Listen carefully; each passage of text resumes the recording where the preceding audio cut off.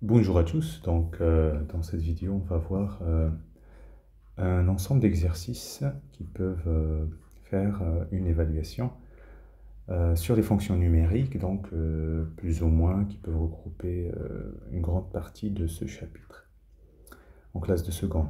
Alors le premier exercice, on considère une fonction f définie par cette expression et cf sa courbe représentative. Et on vous pose une question, est-ce qu'un point appartient à la courbe ou pas? D'accord? Bien évidemment, il faut justifier. Alors, je vous présente les exercices et après la correction. L'exercice 2, ça concerne la parité d'une fonction. Est-ce qu'elle est paire ou impaire, ou bien ni paire ni impaire? Une première question graphiquement, donc déterminée par lecture graphique, mais en le justifiant si la fonction f représentée est paire, impaire ou ni paire ni impaire. Donc vous avez une représentation graphique et il faut savoir justifier, il faut savoir dire quel est son cas et puis le justifier par un argument graphique. La question 2, c'est vous avez une expression analytique, une fonction définie sur R étoile, la fonction moins 1 sur x, et on vous dit déterminer en expliquant si la fonction f est paire, impaire ou ni l'une ni l'autre. Donc là, il faut faire un calcul pour le justifier. Alors, un dernier exercice. Cette fois, on vous donne deux fonctions CF définies sur l'intervalle moins 8, 3 et qui sont représentées. Donc, celle en bleu, c'est la courbe de C, celle en rouge, c'est la courbe de F. Et on va répondre aux questions en utilisant le graphique. Première question, résoudre f de x égale moins 5. 2, résoudre c de x égale 0. 3, résoudre c de x égale f de x sur l'intervalle. 4, c de x supérieur à f de x. 5, dresser le tableau de signe de G. Signe. 6, table de variation de f. 7, comparer f de moins 2, f de 1,5. Et puis, donc là, c'est plutôt, c'est pas G, hein, c'est C. Et puis, déterminer les extrémums de f, préciser en quelle valeur de x ils sont atteints. Allez, on va corriger tout ça. Donc, pour le premier exercice, f de x égale moins x moins 1. Pour savoir si un point appartient à la courbe ou pas, on va calculer, on va prendre son abscisse 4, et on va calculer son image, et on regarde si c'est moins 6. D'accord? On fait f de 4, on remplace dans cette expression, f de x égale moins x moins 1, donc ça fait moins 4 moins 1, ça fait moins 5. Et bien c'est différent de moins 6, donc le point n'appartient pas à la courbe. C'est tout, voilà. Alors, si vous voulez graphiquement, si j'ai une courbe qui fait quelque chose comme ça, et on peut choisir un point pour vous expliquer un peu pourquoi on fait ça. Je prends un point ici, il appartient à la courbe. Si ici j'ai 4, et si ça c'est la courbe de f, forcément l'ordonnée c'est f de 4. Vous voyez? Et donc le point que vous avez ici, A, ils ont mis 4 moins 6. Là c'est le x. Là c'est censé être f de x. Hein? Si j'ai 4, il faut avoir f de 4. Or, f de 4 ici, c'est moins 5. C'est pas moins 6. D'accord? Donc, en fait, ça appartient à une autre courbe, mais pas celle-là. D'accord? Alors, la question, l'exercice 2. Première question par lecture graphique. On veut, est-ce que la fonction est paire ou impaire? Alors, graphiquement, on voit une fonction qui est symétrique par rapport à l'origine. Hein? Donc, la fonction, elle est impaire. Voilà. C'est tout ce qui est demandé. Pour la deuxième question, donc pour la première, donc symétrie par rapport à l'origine, c'est la justification du fait que la fonction soit impaire. D'accord? Et c'est pourquoi? Parce que si vous prenez l'image de 1, c'est 1, l'image de moins 1, c'est moins 1. Hein, les images sont opposées. L'image de 2, c'est là, l'image de moins 2, c'est là. Alors, la question 2, donc par un calcul, donc toujours c'est la même technique. Donc je prends x dans l'ensemble de définition qui est donné R étoile, je calcule l'image de moins x, f de moins x, donc j'avais moins 1 sur x, donc je remplace x par moins x. Moins avec moins, ça fait plus, ça fait 1 sur x. Et ça, c'est l'opposé de f de x. Pourquoi? Parce que f de x, c'est moins 1 sur x. Je fais moins fois f de x, ça fait moins 1, c'est plus 1 sur x. Et donc finalement, ce que j'ai obtenu ici, le 1 sur x, c'est moins f de x. Et donc, f est impair. Voilà.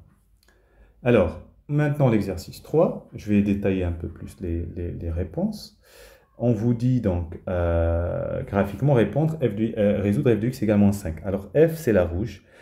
f de x égale moins 5, donc moins 5, c'est une image. Donc je trace la droite, celle-là, et donc ça coupe ici.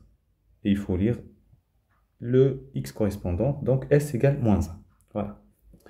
Maintenant, j'efface ça. On passe à la question 2. On veut c de x égale 0. C, c'est la courbe, c'est la droite bleue. Et celle-là, elle passe tout le temps par... donc, les images de tous les x, c'est égal à 2. Donc, elle est là. Elle ne croise jamais l'axe des abscisses. D'accord? Donc, en fait, il n'y a pas de solution. Donc, c'est l'ensemble vide. S égale l'ensemble vide. Maintenant, la question 3, on vous dit résoudre l'équation c de x égale f de x. Ça veut dire où les deux courbes se croisent. Bon, vous allez être d'accord, il y a ce point et il y a ce point. Il faut lire les abscisses. Donc là, hop, hop, hop, moins 6. Et là, hop, hop, hop, moins 4. Il n'y a que deux valeurs. On met accolade. S égale accolade. Et on met les deux valeurs. Ce n'est pas un intervalle. C'est un ensemble qui contient deux solutions. OK? Alors, j'ai effacé le reste. Donc maintenant, on passe à la question 4. On veut c de x. Quand est-ce qu'elle est supérieure? Elle est supérieure ou égale à f de x. Donc quand est-ce que la courbe en bleu, elle est au-dessus? Donc je pars de gauche. Donc là, la courbe bleue, elle est au-dessus de la courbe en rouge. Donc c'est bon, c'est de moins 8 à moins 6. Regardez dans la réponse 4, S, c'est moins 8 à moins 6. C'est pas encore fini. Alors, de moins 6 à moins 4, non, parce que c'est la rouge qui est au-dessus. Et puis de moins 4 à 3, la courbe bleue, elle est au-dessus. Donc, moins 4, 3. Là, j'ai mis 2, c'est 3. D'accord? Et j'ai fait union entre les deux parce qu'en fait, il y a un vide entre les deux intervalles. Il faut le remplacer par U. Alors, la question 5, dresser le tableau de signes de G, c'est C. Hein? La courbe C, c'est une droite qui est tout le temps, qui vaut 2. Donc, elle est tout le temps positive. Voilà. Donc, j'ai x, moins 8, 3 à l'intervalle, l'ensemble de définition, c'est de x et plus. La question 6, donc on a fait... la question 6, c'est le tableau de variation de f. Alors, je fais x, moins 8, 3 l'ensemble de définition. J'écris variation de f ou bien f, mais pas f de x. Et je regarde la fonction f, qu'est-ce qu'elle fait? Alors, la courbe en rouge, qu'est-ce qu'elle fait? Elle monte, d'accord? Donc, vous voyez qu'elle monte à une valeur, et puis elle redescend. On va lire ça. Donc, je mets les deux flèches. Donc, il y a une flèche montante, voilà, et une flèche descendante. Alors, et je remplis les valeurs. Au début, il était là, donc c'est à peu près moins 1,8. Elle monte à, cette valeur, c'est à peu près 2,5. Et puis, elle redescend jusqu'ici. C'est à peu près moins 6, on va dire, moins 6. Et donc, il me manque une valeur, le moins 5. Pourquoi le moins 5? Parce que alors j'efface le moins 5, c'est parce que ici, quand je prends, j'arrive ici, et c'est la valeur qu'il me fallait ici, donc moins 5. Voilà le tableau de variation complet. Et donc, 7, comparer si possible f de moins 2, f de 1,5. Alors, f de moins 2, f de 1,5. Alors, donc f de moins 2 c'est là. C'est là son image, f de moins 2. Et 1,5, alors, j'ai fait une bêtise. J'ai fait une bêtise dans le tableau de variation, je me rends compte. C'est pas 3 à moins 2, non, c'est faux. Alors, donc, c'est 3, c'est encore plus loin. Là, vous voyez, regardez. 3, c'est par là. J'ai un peu, on va dire, j'ai coupé un peu trop tôt la courbe. 3, et je ne sais pas en fait après 3. La seule chose que je sais, c'est ici, mais ça, c'est atteint en moins 0,5 ou quelque chose.